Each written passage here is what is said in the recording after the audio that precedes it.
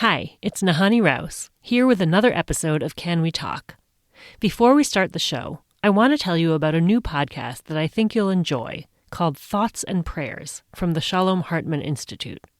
It's hosted by Jessica Fisher, and it's a moving exploration of Jewish prayer and why it matters in modern life.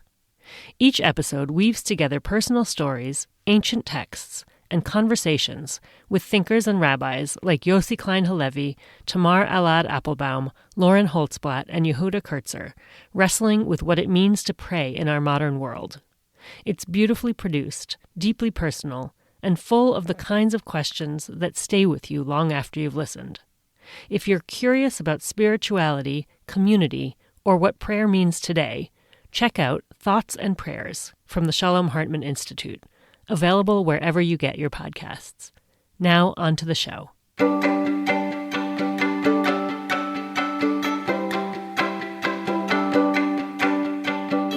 Welcome back to Can We Talk, the podcast of the Jewish Women's Archive, where gender, history, and Jewish culture meet. Just a few blocks from the United States Capitol in Washington, D.C., the Capitol Jewish Museum sits surrounded by downtown D.C.'s mix of modern office buildings and government agencies. I visited the museum a few months ago to see a special exhibit, LGBTJews in the Federal City. As far as we know, we are the first Jewish museum in the United States to do a major exhibit on LGBT Jewish history. We shouldn't be the first. I toured the exhibit with Jonathan Edelman, the museum's collections curator. The other thing that's very important for us is for everyone who comes to this museum to understand that this is Jewish history. That this is not just an LGBT exhibit, it's a Jewish history exhibit. And since it's a DC Jewish history exhibit, the history is not just local. In the nation's capital, local history and national history are woven together. Jewish leaders of the LGBTQ rights movement, politicians, writers, and artists have worked, lived, and created Jewish community here for decades. As curator Sarah Leavitt says, being queer in the nation's capital is not new. This is probably the most important thing to me about this whole exhibit, the idea that sexuality and gender have a history. I think a lot of times maybe people think there weren't different genders or different sexualities before their own consciousness of it.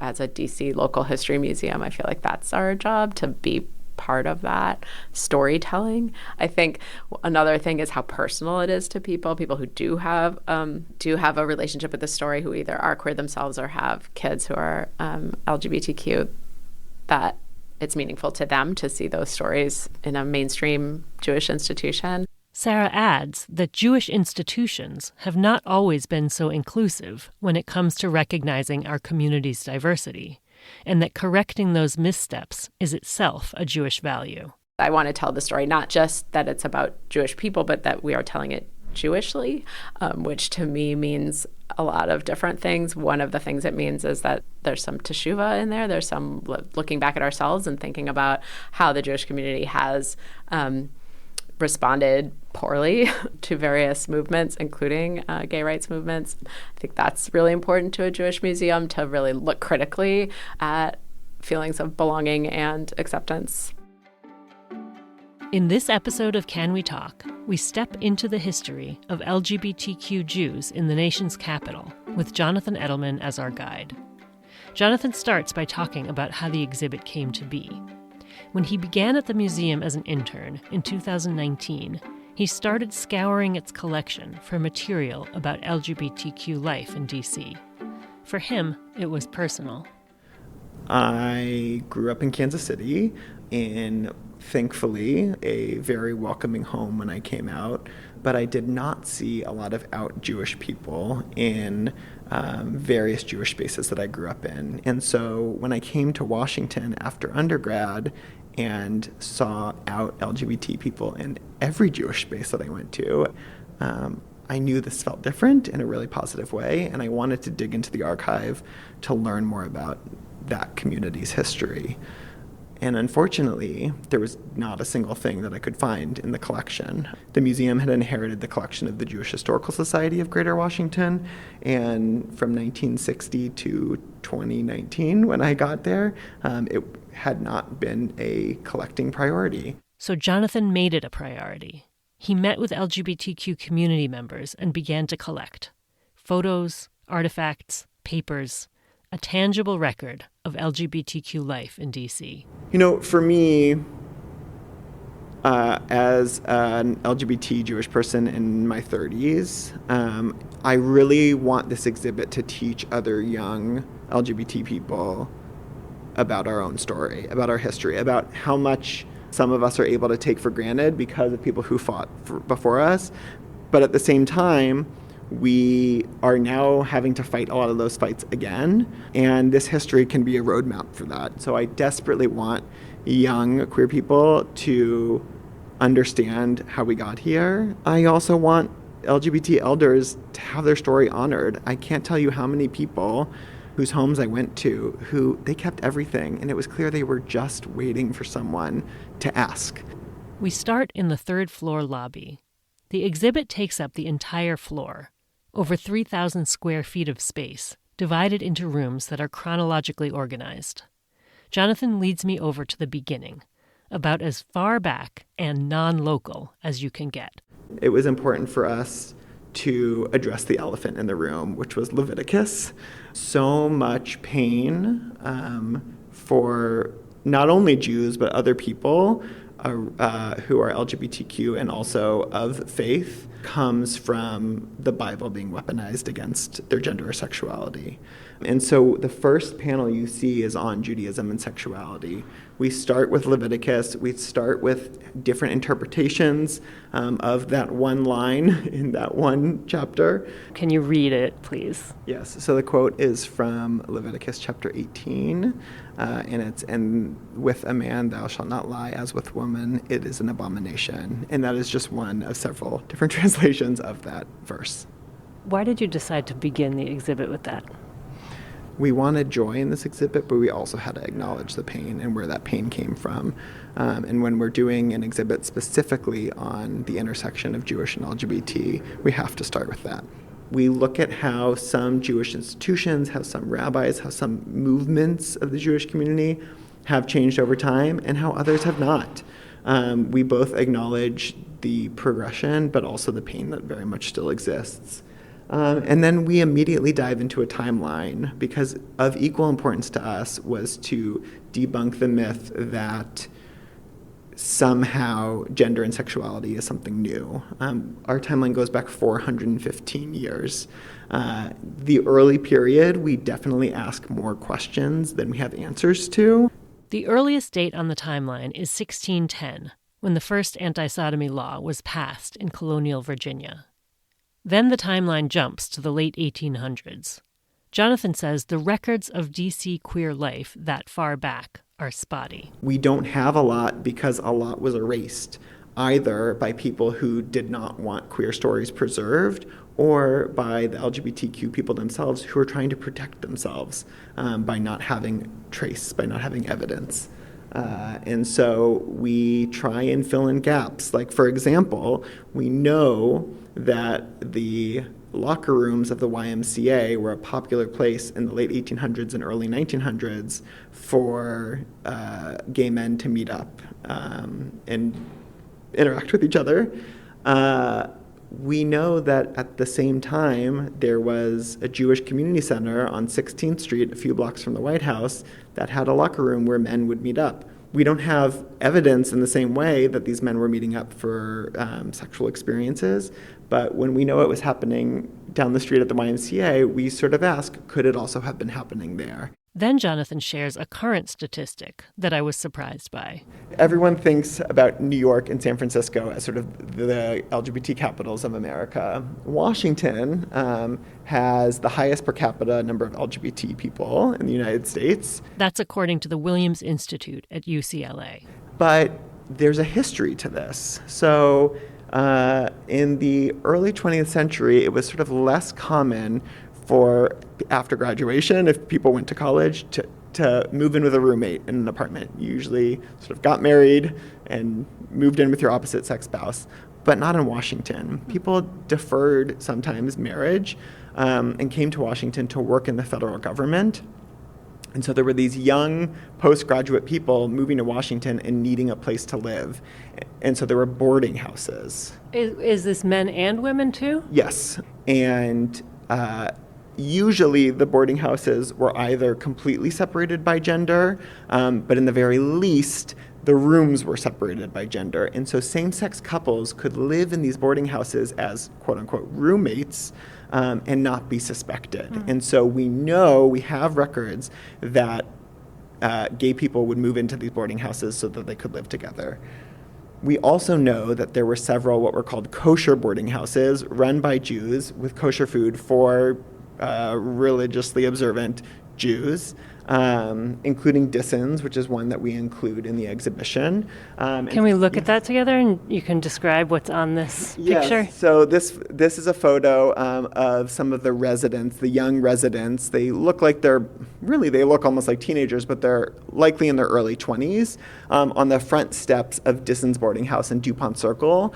It's a group of maybe 10 or 12 young individuals on the front steps, dressed in sort of casual clothes, but you have a woman in the center in a suit jacket smoking a cigar, and you have some men who are sort of making some flamboyant gestures. We are not prescribing gayness onto them, but we are leaving you with that question.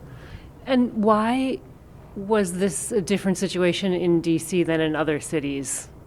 Like, why are people coming here and living in boarding houses and working before getting married? Sure, because of all the federal jobs. So especially around the New Deal and World War II, there was a huge influx of, especially a lot of young people, because there was so much job opportunity. And the people would sort of delay and move here for those federal jobs, some civil, some military. But there was a large portion of it in Washington, D.C. And still today, you have lots of young people who move here to work in government. The next part of the exhibit is about what's known as the Lavender Scare. Beginning in the 1950s, the government began scrutinizing federal workers' private lives and firing anyone suspected of being a homosexual. It was part moralistic grandstanding and part paranoia that gay people were a national security risk because they were vulnerable to blackmail. Frank Kameny was an astronomer with the U.S. Army Map Service. He was fired in 1965 for lewd and indecent acts. What Frank Kameny and the people in 1965 who protested outside the White House said was, well, they can't blackmail us for homosexuality when we're admitting openly that we're homosexual. And so there was an effort sort of by the vice squad of the DC police, the FBI, to surveil people. And if they were caught at a bar that was known to have sort of a lot of same-sex people or cruising or anything like that, they could lose their federal job. And Frank Kameny spent his whole life, both through the Mattachine Society and other groups, fighting for civil protection for sexuality. And he ultimately lost his job and never got it back in his whole life. But he spent his whole life fighting.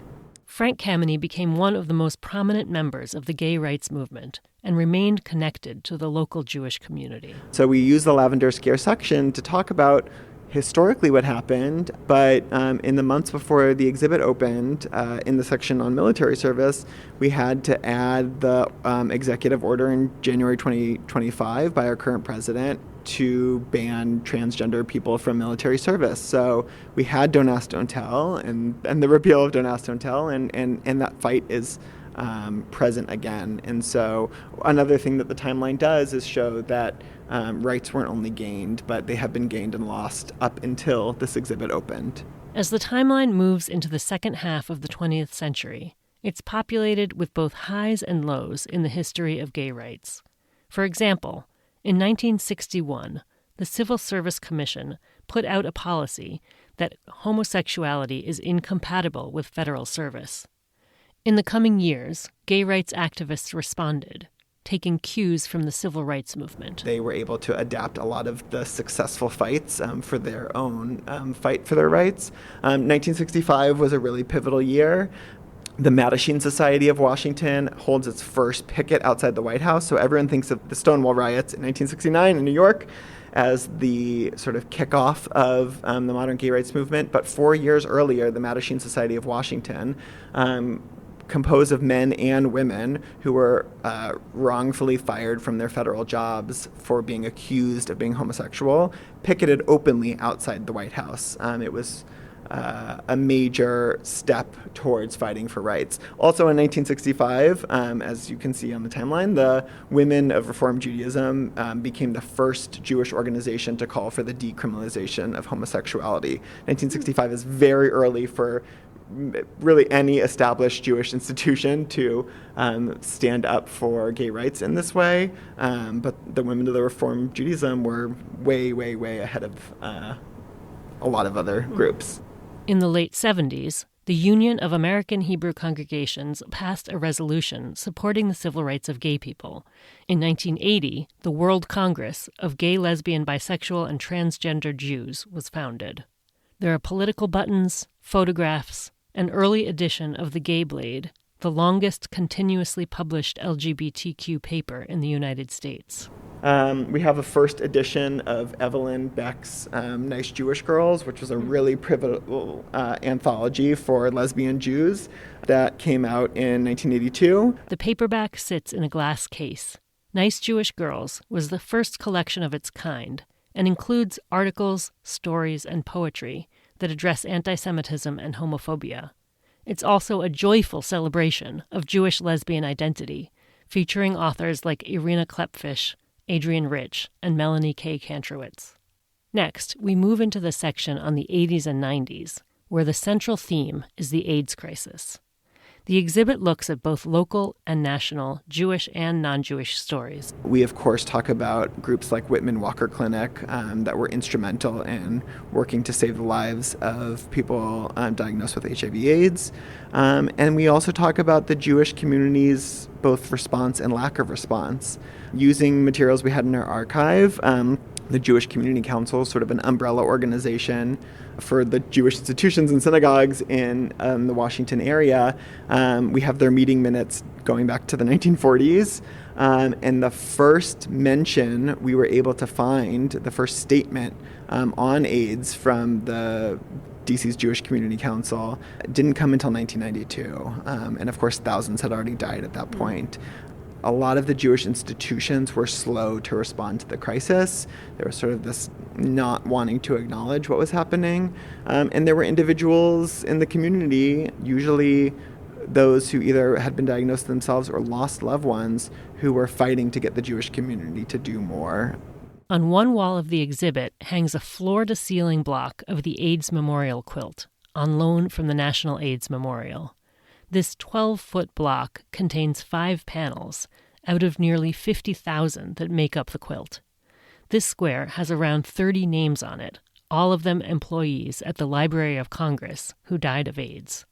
One of them is David M. Green, a past president of Beit Mishpacha, DC's LGBTQ synagogue. He left his job at the Library of Congress because he was so frustrated by the lack of response from the Jewish community to the AIDS crisis. And so he became this advocate and activist. He went to youth group conventions and he said, nice little Jewish boys and girls are also going through this and we need to do something about it. And for 2 years, he fought like hell to make sure that more Jewish institutions were doing more. Ultimately, in 1989, he died from AIDS-related complications, but not before really pushing the Jewish community in big ways. And so we picked this AIDS Memorial Quilt panel to honor his memory. Can you describe what it looks like? Each panel was designed to approximately be the size of a coffin. That was intentional. And people could do whatever they wanted pretty much on the panel. So this one has the dome of the Library of Congress, a sort of muted rainbow going over the dome. And then the names up until this point of members of the Library of Congress staff that had died from AIDS-related complications. There are probably 16 lines of names, and included among those lines is the Latin phrase sine nomine, anonymous. Even in their death, these people had to remain anonymous because either they didn't want people to know, or oftentimes family was ashamed or didn't want to acknowledge that they died of AIDS. The AIDS quilt is the largest piece of community art in the world. It was unveiled at the 1987 National March for Gay and Lesbian Rights. When it was laid out on the National Mall, it blanketed the ground from the Washington Monument all the way to the Capitol. Here you have a big picture on the wall of, tell me what we're looking at. Yeah, so there's a photograph, a large mural photograph from one of the marches on the National Mall of the delegation from Beit Mishpacha March for what? This was the March for Gay and Lesbian Rights. I believe it's from the 87 March. And two members of the congregation leading the delegation in the front of the picture are holding up a cloth banner that says Beit Mishpacha, the Gay and Lesbian Synagogue of Washington, D.C. And above that photograph, we have the original banner, which they used at gay pride parades for their booth in the 70s and 80s. There's great video footage from the Rainbow History Project, D.C.'s LGBT archive, of some of those early pride festivals in the 80s, and different groups would hand out pamphlets and also have things to give away. And in a hot, humid June day in Washington, D.C., there's video footage of Beit Mishpacha handing out slices of noodle-kugel. And it's sort of dripping down onto this banner. Luckily, it's been cleaned up, but it's a just beautiful footage and a moment in this history. Jonathan leads me over to a display case that contains minutes from a 1992 meeting of Beit Mishpacha. It is two white pieces of paper with black type on it. Pretty unfascinating. We use it because they talk about sort of a struggle for acceptance. Beit Mishpacha was blacklisted from becoming a member of the Jewish Community Council, that umbrella organization, for several years. They were founded in 1975, and it wasn't until the 1980s that they were finally, late 1980s, that they were finally let in. Use this artifact for, but the first week, an older lesbian couple came in who were early members of Beit Mishpacha, and they were looking at the meeting minutes, and at the very top it's the call to order, and then it lists everyone in the meeting. It says El Munzer, Larry Neff, it keeps going with all these names, and then it just says Rochelle. And this woman said, "Oh my God, I forgot that I only used my first name." And we said, "Well, why?" She said, "I was a federal employee, and if the meeting minutes were subpoenaed and people found out that I belonged to a gay synagogue, I could have lost my job." In 1992? In 1992, still, she was doing that. And we have in the Beit Mishpacha archive membership rolls from the 70s and 80s where there are no addresses. It's mostly just first names. And these people who wanted to come and be a part of an accepting synagogue, even in being a member there, they risked everything. And so ordinary pieces of paper like that can talk about the painful history that these people had to experience in wanting to be part of a Jewish community. Part of why Beit Mishpacha was founded is because these people did not find other institutions to be accepting spaces. And so we look at some of the other DC area synagogues and organizations and how sort of some have changed over time, others not as much. How has the membership, the enrollment in Beit Mishpacha changed as, hopefully other synagogues in the area have become more accepting? That's sort of the complicated part of this all, is as other congregations have become more accepting, a lot of younger LGBT people who want to affiliate with the synagogue can find community in other synagogues. And so Beit Mishpacha still exists. They're celebrating their 50th anniversary this year. But they are navigating that complicated fact. I belong to a conservative synagogue here in Washington, and my first and largest group of LGBT friends, period, that I made in Washington, I made through my conservative synagogue. Growing up in Kansas City in a conservative synagogue, never in a million years would I have imagined that. But the dynamics are changing, and there's a common struggle that people talk about in the LGBT community, right? Assimilation has its downsides, but I will also say it's not equal. Right? I'm a cisgender white gay man. I have a lot of privilege in that identity, and not everyone in the LGBT community still today is accepted or feels accepted in synagogue spaces, and so. When one walks through the door, one needs to hold the door open for other people, and that fight absolutely continues, as does the struggle.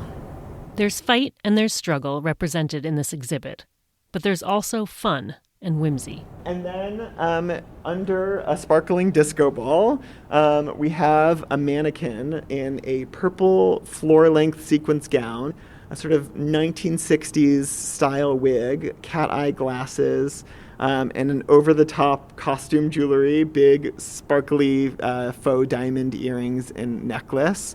These all belonged to Washington's Jewish drag queen Esther Goldberg, who was probably in the late 90s and early 2000s among the most popular drag queens in Washington, D.C. She was so popular that she was in 2003 on the cover of the style section of the Washington Post in the very dress that we have here. She had a residency at JR's bar, a gay bar that still exists here in Washington in the historic gay neighborhood DuPont Circle.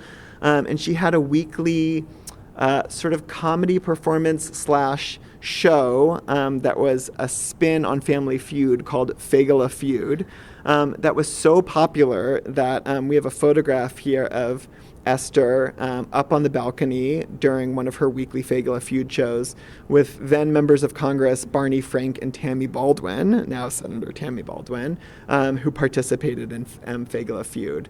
We found out about this story, and then I started doing some internet sleuthing. Esther Goldberg was also known as the man Michael Arrington, who played Esther for a number of years. And I found Michael on Instagram. He's living a fabulous life in Los Angeles. And I reached out to him and I said, I found this Esther Goldberg. Is this you? And he goes, of course I'm Esther Goldberg. Who else would be Esther Goldberg? And we had one of the most incredible, bizarre, funny Zoom conversations ever. I convinced him to loan us the outfit, and we were able to include drag in our LGBTJews exhibition. So, but Esther Goldberg is no more. Esther has retired, but you'll notice Esther's name is spelled E-S-T-E-R. The H is missing, and we asked about that, and he said, well, if Barbara can take an A out of her name, I can take an H out of mine. So I thought that was quintessential. Around the next corner is a pair of sofas and side tables that hold two old-fashioned rotary phones. There's a sign reading, "To listen to an oral history clip, dial a number." Can you show me how to do this? So there's a directory, and so you just pick a story. Let's do lesbian book clubs and potlucks. Right. Okay, So if you picking up the phone, and you dial 29.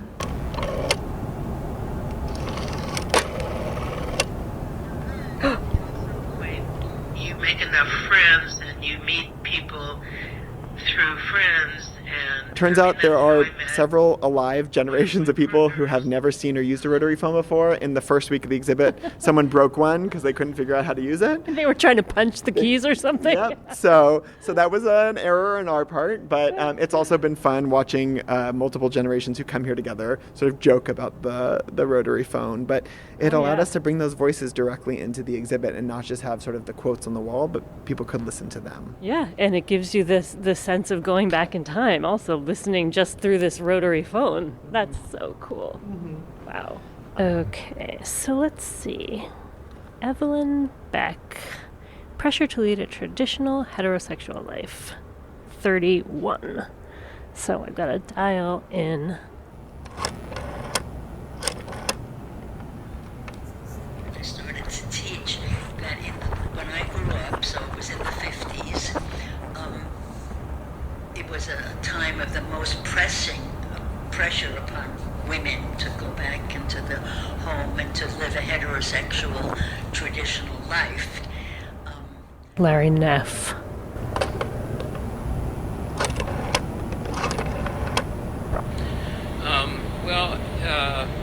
I remember when I was still in college, we used to go down to Georgetown to go into bars, and going into Mr. Henry's in Georgetown. Which was Jocelyn Kaplan, Embracing Diversity.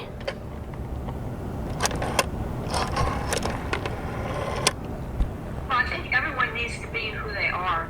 Otherwise, they won't be healthy and happy. I like that sentiment. There's a lot more to see.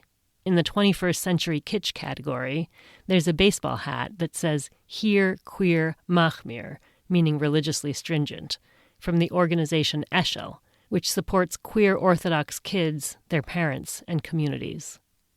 There's also a wall of colorful magnetized Hebrew letters where visitors can learn and play with non-binary Hebrew words. At the end of the exhibit, there's a wall where people can leave photos of themselves, adding their own story to this evolving history. After the exhibit closes, the objects will become part of the museum's permanent collection. The Hier Queer Machmir hat will take its place alongside more traditional artifacts, the Torah crowns and mantles, the menorahs and Kiddush cups. As curator Sarah Leavitt says, there's more to Jewish life than the Judaica and cultural references most people expect from a Jewish museum. Some people, when you lean in a little too far to nostalgia, into that kind of Seinfeld, Knish, whatever rabbit hole, I do think like you kind of lean over so far, you might fall into that and miss so much more about the rich Jewish experience that is so much broader than that, so much more diverse than that, and maybe challenging to people. But that's what I hope for Jewish museums. That was curator Sarah Leavitt. Thanks also to collections curator Jonathan Edelman for the tour. The LGBTJews in the Federal City exhibit runs at the Capitol Jewish Museum in Washington, D.C. through January 4th. You can learn more at capitoljewishmuseum.org, and you can see photos from the exhibit on our website at jwa.org/canwetalk. Thank you for joining us for Can We Talk, the podcast of the Jewish Women's Archive. Our team includes Jen Richler and Judith Rosenbaum. Our theme music is by Girls in Trouble. If you love listening to Can We Talk and want to make sure we continue telling stories at the intersection of gender, history, and Jewish culture, please remember the Jewish Women's Archive when you make your year-end donations. For the month of December, donations will be matched up to $50,000. To contribute, go to jwa.org/donate2025. And thanks. You can find us online at jwa.org/canwetalk or wherever you get your podcasts. Jen will be back in 2 weeks with the final episode of our fall season. I'm Nahanni Rouse. Until next time.